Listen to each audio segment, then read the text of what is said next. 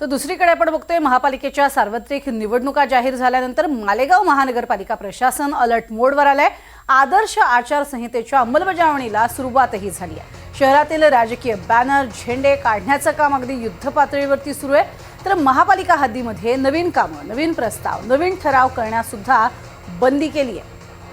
शहरातील राजकीय फलक झेंडे काढण्यासही सुरुवात झाली आहे। त्यासाठी त्यांना 24 तासांची मुदत देखील देण्यात आली आहे। सर्व प्रभागाधिकारी, इंजिनियर, अतिक्रमण विभाग यांची बैठक घेतलेली आहे आणि त्यांना ताबडतोब, कारण आचारसंहिता ही घोषणा करताच लागू झालेली आहे आपल्या संपूर्ण शहरामध्ये, आणि सर्व प्रभागाधिकारी, अतिक्रमण विभाग प्रमुख आणि सर्व संबंधितांना आचारसंहितेमधील जे काही बॅनर्स, पोस्टर्स, फलक, कोनशिला या झाकणं आणि ते काढून घेण्याच्या बाबत सूचना दिलेल्या आहेत।